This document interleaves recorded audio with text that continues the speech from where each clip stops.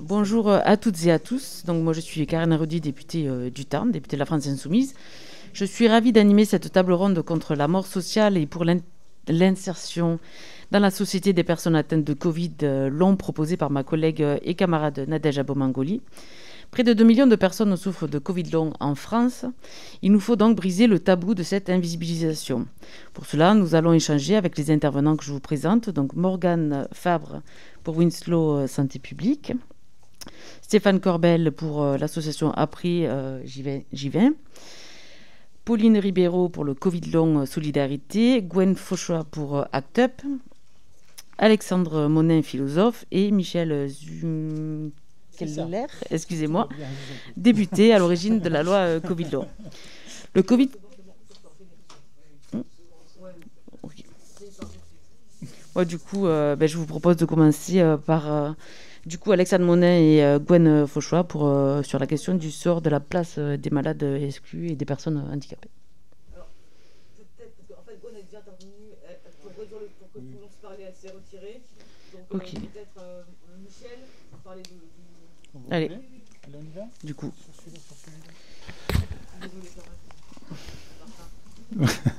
Il faut être efficace. Hein. Ouais. Madame la députée, Madame la vice-présidente, déjà, je voudrais vous remercier, vous et l'ensemble des parlementaires qui avaient fait le choix de ce colloque, parce que c'est vraiment ça le sujet, en fait. C'est de ne pas oublier. Je crois que toutes les personnes qui sont là, la première chose dont ils sont victimes, au-delà évidemment de tous les effets médicaux, c'est de l'oubli et le fait d'être... Voilà, personne ne sait qui sont là, plus ça va, moins ça va. Donc c'est vraiment très important. Et je crois que même, c'est même qu'un début, parce qu'il faut aussi continuer. Enfin, je souhaite que de très nombreux parlementaires, après de tous horizons, puissent vraiment continuer ce combat et continuer à parler de ce Covid long qui est évidemment dramatique parce que l'oubli, il est là et c'est vraiment ça le plus embêtant. Alors, cette fameuse loi Covid long qui a maintenant 3 ans, plus de 3 ans, et qui n'a toujours pas ses décrets d'application, on a une petite lueur d'espoir. Grande lueur d'espoir, c'est que face à l'inertie gouvernementale des différents gouvernements, parce que je crois que c'est vraiment partagé, eh bien la Covid long Solidarité et puis Winslow aussi ont décidé de porter un recours devant le Conseil d'État qui a été examiné, l'avocate est là, Amélie Théron-Kérotraine, qui a été examiné il y a 2 semaines et qui donnera son résultat grosso modo autour du 20 juin. Et il se trouve, vous savez, le Conseil d'État, il y a un rapporteur public qui donne un avis qui est très souvent suivi. Et le rapporteur public va dans le sens des associations en disant c'est trop long, en disant vous devez publier. Donc il demande à ce que, pas sous astreinte financière, mais en tout cas que le gouvernement publie ces fameux décrets. Alors on attend avec impatience le résultat de cette audience. Je vous dis, ça sera très certainement autour du 20 juin, parce que là, il y aura vraiment sûrement quelque chose. Et il sera évidemment essentiel que vous puissiez relayer, parce que au-delà de l'aspect politique, il y a cette inertie de l'assurance maladie qui ne veut absolument pas qu'on en parle, parce que c'est ça le sujet. Hein. Pourtant, ils ont été associés à la loi. On a vraiment auditionné, ça a duré longtemps, et il y a des petites choses qu'ils ont voulu changer, on les a changées. Voilà, donc pareil, les services du gouvernement étaient associés. On a vraiment fait pour que ça passe, de toute façon, et vous savez ce que c'est. Hein. Donc on a arrondi certains angles, et du coup, ça a été voté à l'unanimité. Donc ils étaient au courant, et puis après, ils ont dû se dire, oh, allez, ça va passer à l'Assemblée, on est un peu en fin de législature, il n'y a aucune chance que ça aille au Sénat, manque de chance pour eux, c'est passé. Donc voilà, et c'est tout ça, c'est contre ça qu'il faut lutter. Et donc si jamais le tribunal donne raison, et j'espère que ça sera le cas, eh bien là, il faudra encore plus y aller, parce que quand j'entends Madame la vice-présidente de l'Assemblée, quand même, qui hier, hein, c'est pas il y a 15 ans, pose une question au gouvernement, et le gouvernement lui répond ce qu'il vous répond depuis des mois, non, vous inquiétez pas, on met en place un questionnaire, vous vous rendez compte, c'est-à-dire, ils savent qu'il y a un recours, ils sont passés, et ils savent qu'il y a un risque, et ils continuent à vous dire, non, vous inquiétez pas, ça va aller. Je sais pas si on va gagner au tribunal, mais ça prouve vraiment de la manière dont on se moque. Donc c'est un scandale sanitaire, c'est la première chose. Et quelque part, c'est un peu un scandale démocratique quand même, parce que vous êtes député, vous êtes là, vous votez des lois, après tout, sont bonnes ou pas bonnes, c'est pas à eux d'en juger en fait. Hein. Et puis elles doivent être appliquées. Donc voilà, moi ce que je voulais vous dire, merci, continuez le combat parce que c'est important. Il y a pas mal de collègues, enfin je dis encore des collègues parce que ce qui se passe dans cette maison me concerne, qui ont questionné, il y en a eu beaucoup. Et c'est vrai qu'on sentait au fil des mois que vraiment c'était de pire en pire avec le gouvernement. Le dernier ministre, c'était non, ça n'existe plus, vous inquiétez pas, il n'y a plus de malades, il n'y a plus de machin, tout va bien, quoi. Hein. On ferme la boutique, super, on n'en parle plus. Voilà. Donc merci encore. Et puis voilà, il faut continuer. Moi, je serai aussi dispo à ma modeste place pour que ça continue. Et je pense que le combat mérite vraiment d'être mené. Je vous félicite de le faire. Et voilà. continuons le combat, ça vous va ça? Pardon. Merci pour votre intervention. Je propose de continuer avec les témoignages des personnes concernées. Comme vous voulez. Vous m'entendez bien? Oui. Alors, d'abord, je tiens à m'excuser pour ma voix. Je risque de la perdre au cours de mon intervention. C'est un de mes symptômes de Covid long. Donc, c'est ironique que j'intervienne sur ce sujet puisque je perds ma voix littéralement et métaphoriquement depuis que je suis malade. Pour arriver jusqu'ici, j'ai dû rester enfermée chez moi pendant plusieurs jours, alitée, dans le noir. Mon compagnon a dû poser un jour de congé pour m'accompagner puisque je ne peux plus me déplacer seule. J'ai beaucoup de pertes d'équilibre, je suis en fauteuil roulant. J'ai dû payer un taxi de ma poche alors que je vis en dessous du seuil de pauvreté. Et ce sera la même chose pour les jours d'après, pour espérer revenir à ma base. Et donc en fait, vous ne nous voyez que quand on est en état d'être vu. Et pour être en état d'être vu, on doit renoncer à énormément de choses. Donc moi, j'ai dû annuler tous mes rendez-vous. Quand je dis rendez-vous, je n'ai plus de vie sociale. C'est mes rendez-vous médicaux pour pouvoir vous parler aujourd'hui. Pardon. Ça a été très bien expliqué par un épidémiologiste américain très reconnu qui s'est spécialisé dans l'étude du Covid long, qui s'appelle Ziad Alaï. Je vais vous lire une de ses citations. Il explique « Nous sommes confrontés à une crise, mais malheureusement, à bien des égards, cela est vraiment invisible pour la personne moyenne dans la rue, car beaucoup de ces patients Covid long, qui sont en réalité gravement touchés, sont au lit ou à la maison. Ils sont les millions d'entre nous qui manquent sur le marché du travail, qui manquent aux fêtes et qui manquent aux anniversaires. Donc pour nous, il faut vraiment qu'on mette en place une campagne d'information de grande ampleur sur ce que c'est que le Covid long et quelles sont ses différentes formes et différentes représentations. Parce que l'invisibilisation, elle passe aussi par là. Quand on ne comprend pas ce qui nous arrive, qu'on n'arrive même pas à faire le lien ou à obtenir un diagnostic parce qu'on n'a plus accès aux tests PCR, c'est une grande violence, c'est une invisibilisation et on a besoin de représentation pour pouvoir se figurer ce qui est en train de nous arriver, ce qui se passe dans notre corps et ce que c'est que notre maladie. Ça, c'est une première chose. Ensuite, il faut, on en a déjà parlé, former absolument les médecins pour éviter la psychologisation et des propositions qui peuvent aggraver, notamment de la rééducation à l'effort quand on fait des malaises post-effort, et qui entraînent trop souvent un abandon de soins. Et donc, quand un médecin ne nous voit pas revenir, ce n'est pas nécessairement qu'on est guéri, mais peut-être tout simplement qu'on a baissé les bras et que soit on a cherché de l'aide ailleurs, soit on se dit que l'aide ne viendra pas, ou alors par la pérédance. Mais en tout cas, il faut absolument une formation du corps médical. Également, on a besoin de dédramatiser le FFP2, qui est aujourd'hui réellement stigmatisé, à la fois sur les lieux de travail. Je ne sais pas si vous avez déjà essayé de passer un entretien d'embauche avec un FFP2, mais bonne chance pour être appelé. Également dans les écoles, où il y a des enfants qui se font harceler parce qu'ils doivent porter le FFP2. Et donc là-dessus aussi, il faut une campagne d'information. On doit également sensibiliser les banques et les assurances. La mort sociale, elle passe aussi par des personnes qui perdent carrément leur domicile parce qu'elles ne peuvent plus rembourser leurs prêts. Et normalement, il y a une assurance emprunteur qui est censée couvrir le crédit. Or, souvent, les experts de ces assurances refusent de reconnaître le Covid long ou le font passer pour des troubles psychologiques, ce qui peut être une cause d'exclusion.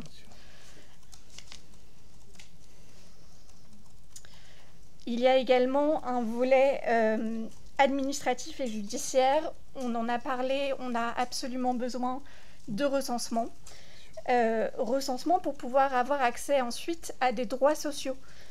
Et donc, ça, c'est par exemple avoir accès à une pension d'invalidité ou à une reconnaissance de qualité de travailleur handicapé pour pouvoir maintenir un lien avec le monde du travail si on en est capable.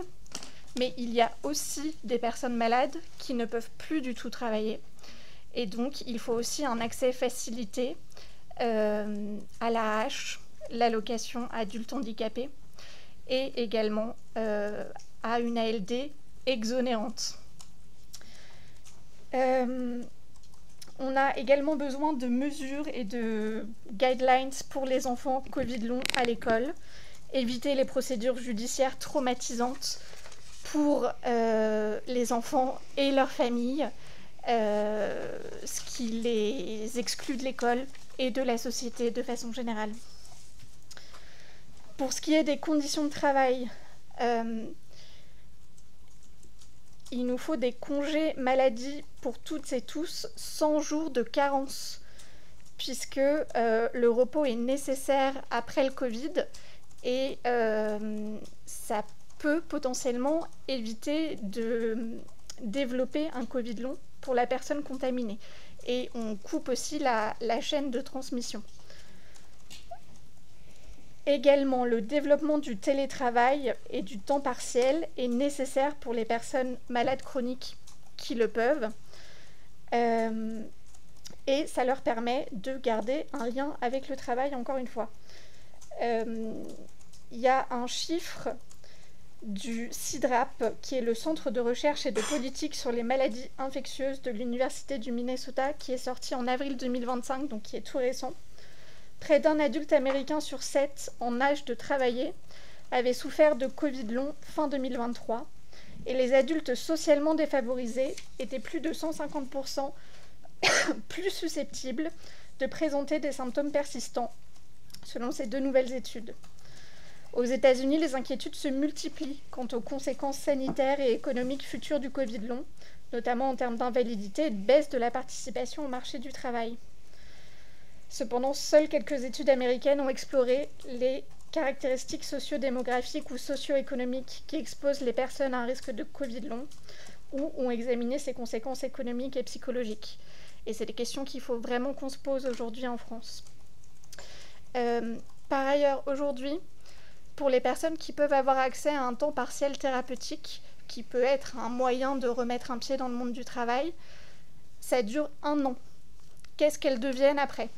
En général, elles sont licenciées pour inaptitude.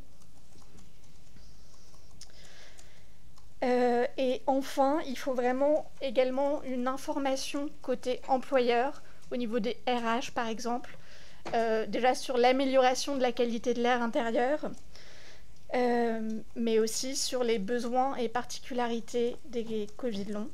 Le Covid long, c'est une perte de productivité de 33 heures par mois en moyenne, jusqu'à 1 à 2 ans après l'infection, toujours selon une étude du CIDRAP, cette fois en mai 2025. Pour résumer, nos demandes, c'est une campagne d'information sur ce qu'est le Covid long et comment s'en protéger, un plan R sur la qualité de l'air intérieur, déstigmatiser le FFP2 grâce à l'information, sensibiliser les médecins, les administrations, les écoles, les ressources humaines et un recensement régulier pour un accès facilité à la RQTH, à l'invalidité et à l'AAH. Et pour conclure, j'ajouterais qu'avant de parler de mort digne, on voudrait que vous nous donniez les moyens pour vivre une vie digne. Merci. Je vous remercie pour votre témoignage poignant et vos propositions concrètes. Et je passe donc la parole à Stéphane Corbel de l'association Après j'y vais. Merci Madame la vice-présidente, Madame la députée. C'est difficile de parler après les mots touchants de Morgane. Et moi, j'avais prévu aussi de mettre quelques mots de passion Pour commencer, en fait, que quelques phrases qu'on a pu extraire de différentes enquêtes qu'on a eues, c'est le Covid long ne tue pas le corps, mais il tue la vie sociale. Il n'y a pas de mort directe, quoique on a quelques cas de suicide de personnes. On reçoit à l'association en fait, des messages désespérés de personnes, de jeunes aussi, qui parlent d'euthanasie. C'est assez terrible. C'est une mort sociale lente, silencieuse, sans rythme ni accompagnement. Donc notre combat est celui d'une société qui choisit de ne pas laisser tomber les invisibles. Donc il faut absolument, comme on l'a dit, en fait, une reconnaissance en fait, du Covid long comme problème majeur de santé publique. La science avance, l'inaction coûte des vies. Et puisqu'en fait, souvent on parle de financement pour faire avancer la recherche, il faut voir aussi que ça coûte très cher, en fait. Justement, un article qui était sorti en 2024 elle a, oui, justement encore cette personne dans Nature Communication, si je me souviens bien. En fait, c'était l'impact économique, donc, qui est estimé à peu près à 0,6% de perte de PIB, rien que pour la France en 2024. Quand on a un PIB qui était de 1,2% en 2024, vous faites le calcul, c'est énorme l'impact. Ça fait plus d'une vingtaine de milliards d'euros, en fait. Et cela, c'est sans compter les frais médicaux associés, en fait. Et pour les pays de l'OCDE, ça faisait 1000 milliards de dollars. Et pas plus tard que la semaine dernière, il y avait encore une réunion en Allemagne, où là, ils ont estimé que pour l'année, c'était à peu près 60 milliards pour l'Allemagne. C'est supérieur au coût de l'ensemble des catastrophes naturelles. Donc, c'est que payent les assurances. Donc, ce qui est clair, c'est que l'inaction coûtera plus cher que l'audace. Le Covid long, il touche des millions de personnes qui sont laissées seules, sans soins adaptés. Et avec le Covid long pédiatrique, on est en train de laisser des générations de jeunes adultes malades, sans statut. Donc, qu'est-ce qu'on va dire à nos jeunes, en fait, qui n'ont pas pu étudier, sans statut social, dans une grande détresse, et sans traitement et sans avenir? C'est vraiment la population. Donc, le Covid long, il faut vraiment le comprendre. Dans ses formes sévères, on a parlé de l'encéphalite myalgique, donc les associations qui militent depuis plusieurs décennies sur ce sujet, en fait. C'est vraiment une mise à l'écart brutale, durable de la vie sociale, professionnelle, citoyenne et familiale. C'est quelque chose qui est vraiment... c'est quelque chose qui est caractéristique, en fait. Donc à ce jour, il n'y a aucune politique publique qui tente sérieusement d'y remédier. Donc parfois, en fait, aussi, mais ce n'est pas que dans le cas de Covid long, c'est un non-recours massif aux aides existantes par méconnaissance, par épuisement aussi, impossibilité physique de faire les démarches. Donc on atteint un isolement massif des personnes atteintes de formes sévères de Covid long, et en particulier aussi les EM, en fait, qu'il ne faut pas oublier. Exclusion du monde du travail, des cercles sociaux familiaux. Moi, on peut le voir, moi je l'ai vu aussi autour de moi, en fait, même une certaine incompréhension de la famille, y compris de ses propres enfants, sur ce que c'est, même s'ils nous voient au quotidien. Des fois aussi, il y en a marre. Et donc c'est... Et puis quelque chose aussi qu'on voit aussi au sein de l'association, c'est l'ensemble de ces fins de droit, ces personnes qui sont arrivées en fin de droit, qui ont épuisé toutes les possibilités de mi-temps thérapeutique, et qui se retrouvent en RSA, dépendance familiale. Donc la solitude aggrave l'état de santé, en fait, c'est une boucle délétère. Le circuit, alors je ne vais pas revenir là-dessus, mais je mentionnais tout ce qui est ALD, ALH. Donc tout ça, c'est compliqué, encore plus pour des patients qui sont physiquement fatigués, qui sont même moralement fatigués aussi. Donc il faut absolument créer un statut provisoire d'un Covid long qui permet d'avoir une couverture sociale entre les arrêts maladie, le transfert vers la transition vers éventuellement AAH, en fait. L'ALD aussi, en fait, c'est soutien aux aidants familiaux, ça c'est aussi important. Parce qu'ils compensent, ces aidants, en fait, compensent des défaillances du système, en fait, souvent au prix de leur propre santé. Donc, les campagnes d'information, en fait, pour lutter contre la stigmatisation. Voilà, nous sommes tous des êtres humains, en fait. Le droit à une vie digne et aussi confortable que possible ne se mesure pas à l'utilité sociale, économique, est-ce que peut le faire. On demande des soins, pas des faveurs, en fait. La justice sociale ne peut pas être différée. Voilà. Les patients Covid long revendiquent le droit à exister. Alors le Covid, il révèle les failles de notre système de santé, mais aussi c'est une opportunité de réinventer notre système de santé qui en ce moment souffre tellement. Voilà. Je terminerai par un petit message d'une patiente qui devait être présente ici hier. Élise, je crois qu'elle s'appelait, je me rappelle, qui a envoyé un message qui devait être là, mais qui venait de Marseille, mais finalement n'a pas fait le déplacement. J'en ai marre, c'est dur de tenir. J'espère que vous reviendrez les poches remplis d'espoir et d'aide, qu'ils entendent que des personnes ont le projet d'aller se faire euthanasier en Belgique et que d'autres restent coincés dans leur corps pendant que leur famille et enfants attendent. C'est une mère d'une femme de famille qui avait un enfant de 5 ans, je crois, en voyant. Donc il est urgent de créer des dispositifs pour ne pas laisser mourir les gens vivants, en fait. Ça, voilà. C'est ce qu'on appelle la mort sociale.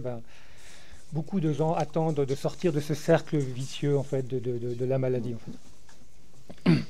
Je vous remercie pour cet état des lieux qui démontre bien l'isolement, l'abandon et la stigmatisation des personnes atteintes de Covid long.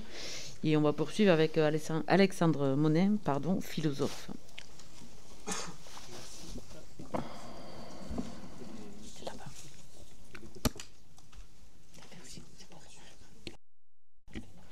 Merci beaucoup. Pas grand-chose à ajouter par rapport à tout ce qui vient d'être dit. Merci beaucoup pour ces témoignages, ces éléments. Peut-être dire que simplement, effectivement,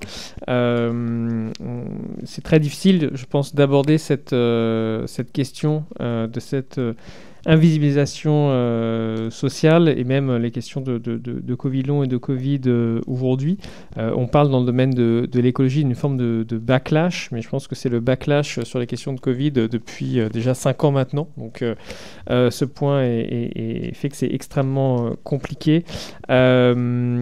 Sans doute aussi la gestion pendant le pic de la pandémie. Je dis bien le pic, parce que la pandémie n'est pas forcément terminée, mais la gestion et la grande défiance que ça a pu engendrer, notamment la gestion par le gouvernement, explique en partie cette situation. Et c'est pour ça qu'il me semble aujourd'hui qu'il faut s'appuyer sur les associations pour pouvoir justement communiquer autour de cette question de l'invisibilisation et de la mise à l'écart des personnes concernées par le Covid long, parce que c'est elles qui ont finalement une légitimité pour éclairer sur la situation des personnes qui ont fait le travail aussi depuis 5 ans pour alerter sur tout ce qui est en train de se passer. Donc je pense qu'il faut vraiment s'appuyer aujourd'hui sur elles. Je me réjouis d'apprendre aujourd'hui qu'il y a des journalistes aussi qui travaillent sur ces questions-là. On a parlé de recherche. Je vais balayer aussi de ce point de vue-là devant ma porte. On a parlé surtout de recherche médicale et c'est bien normal parce que c'est là que les besoins sont les plus manifestes et les plus importants aujourd'hui. Malheureusement, la recherche en sciences humaines et sociales aujourd'hui s'intéresse surtout au Covid comme expérimentation sociale pour enfermer les personnes, alors qu'il y aurait bien d'autres discours à développer, bien d'autres enquêtes à mener, bien d'autres analyses à faire justement pour participer à cette désinvisibilisation des situations. Donc voilà, là aussi, il y a un effort qui doit être fait. Et puis dire que certains se sont préoccupés de ces questions. Ça a été notamment souligné par des collectifs d'autodéfense sanitaire assez tôt. Ceux qui se sont sans doute le plus préoccupés des Covid longs, en tout cas dans la presse mainstream, c'est la presse patronale, c'est la presse économique, c'est la presse capitalistique, c'est The Economist et le Financial Times. Excellent journal par ailleurs, mais on peut regretter que ce soit cette presse-là qui s'en soit le plus inquiétée, notamment parce qu'elle s'inquiétait évidemment du devenir de la force de travail aux États-Unis. Donc voilà, c'est aussi un constat d'échec de ce point de vue-là. Donc voilà, comment est-ce qu'on arrive à faire pour que ces questions soient appropriées beaucoup plus largement et pas avec cet arrière-plan en tête? Je pense que c'est un enjeu tout à fait majeur.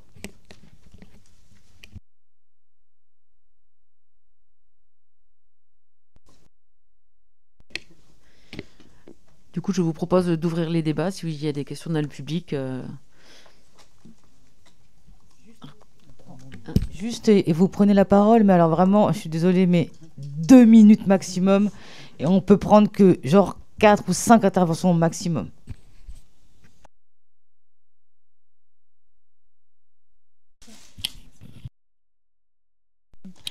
Merci. J'interviens justement, comme le disait Michel Zumkeller, comme étant l'avocate de l'association Covid long Solidarité qui mène le combat actuel. Et à cette occasion, je ne veux pas effectivement prendre trop de temps de parole, mais je voulais vous indiquer que j'avais été particulièrement sensible par ce phénomène de double peine qu'on peut voir chez les malades. cette maladie, ce combat au quotidien, et également ce manque de reconnaissance, la volonté de vous passer sous silence, des malades qui n'ont pas la force d'aller se battre, d'aller casser dans les rues, d'aller faire du grabuge et pour que les forces de police et les médias vous entendent. Donc je trouve ça particulièrement choquant et c'est la raison pour laquelle j'ai essayé de traduire avec le maximum d'humanité possible tout ce que vous pouvez vivre au quotidien et en quoi c'est injuste et que l'État ne peut pas être insensible à ce constat. Alors c'est la double peine et je voulais à cette occasion remercier tout le travail des associations qui, à mon sens, sont des aidants. Et comme tout aidant, a besoin de répit. Et ce répit, fort heureusement, il a été trouvé auprès de Michel Zumkeller, dont j'étais l'assistante parlementaire au moment où il a fait passer cette proposition de loi à l'unanimité en trouvant les mots qui ont convaincu tous les députés de tous les bords politiques, vote conforme au Sénat également. Avec cette promesse d'Olivier Véran de prendre sous 6 mois le décret d'application, promesse non tenue, comme on l'a vu. Et très rapidement, ce qu'on a vu, c'est qu'on ne voulait plus, au sein du gouvernement, entendre parler de ce problème, de cet argent qui manquait au service des malades.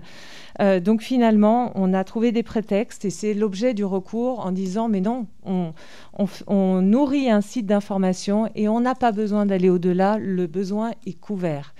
Heureusement, on a une juridiction suprême, le Conseil d'État, qui lui dit non. Je suis attaché à la voix du législateur et c'est comme ça qu'il a formulé ses conclusions lors de l'audience du 26 mai dernier. Je suis attaché à la voix du législateur, à son esprit, même si cette loi n'émane pas du gouvernement. Elle doit être entendue et notre Constitution française donne cette possibilité au législateur de prendre la main sur le législatif. Il y aura donc un décret en Conseil d'État. Et ce décret a aussi pour vocation de créer cette plateforme et de plateforme qui a son utilité en termes de suivi épidémiologique à des fins statistiques et également pour la recherche. Et ça, c'est fondamental parce que la juridiction suprême condamne finalement le gouvernement dans cette vision très nombriliste, dans le déni dans lequel il essaie de plonger finalement ce sujet, pour derrière rappeler les obligations de l'État qui a pas tous les droits, mais aussi des obligations dont il ne peut s'exonérer. Il doit la protection sanitaire des concitoyens et donc il doit œuvrer maintenant pour l'avenir des malades et de cette maladie.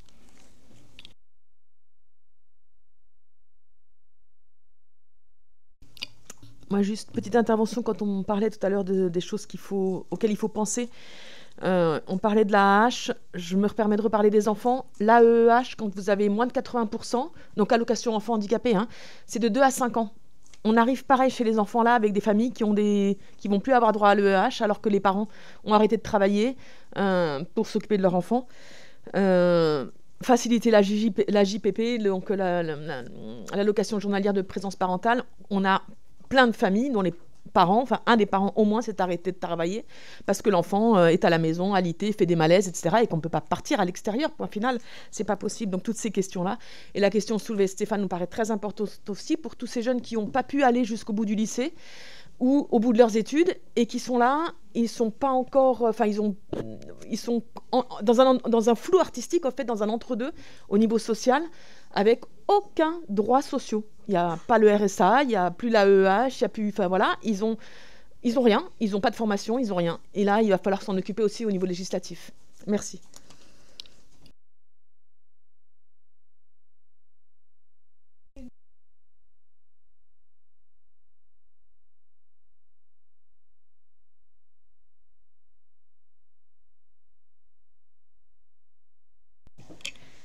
Une petite remarque, mais c'est de forme, c'est juste que ça tue socialement, mais ça tue quand même aussi, je voulais répondre, ça tue physiquement. En fait, quand on fait un caillot ou un infarctus, ça vous tue. Et le Covid long fait ça aussi. et doubler le risque de décès dans la première année, c'est vraiment énorme. Donc je veux le dire parce qu'en fait, souvent, on ne voit le prisme du Covid long que la sévérité du Covid long ne devrait pas être que sur l'invalidité, même si c'est super important. Il devrait y avoir invalidité et espérance de vie et gestion des risques de complications. Et pour l'instant, en gros, les complications, si ça arrive, c'est pas de chance. Et c'est presque pas relié à la maladie qui l'a causé. Et c'est un problème aussi dans la maladie. Donc ça peut tuer. En effet, ça tue socialement plus fréquemment, certainement, mais ça tue aussi physiquement. Voilà, je voulais juste ajouter ça.